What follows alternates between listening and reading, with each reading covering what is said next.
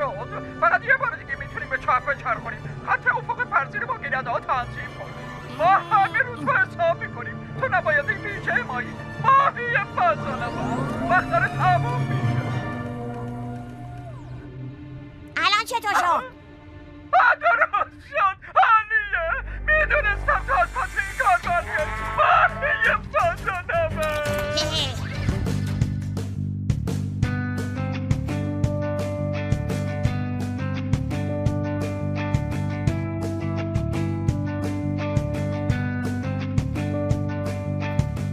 ماهی فضایی مثلش کسی ندیده، تو فضا تو دریا مشکل ازش ترسیده. ماهی فضایی به آسمون پریده، ماهی فضایی.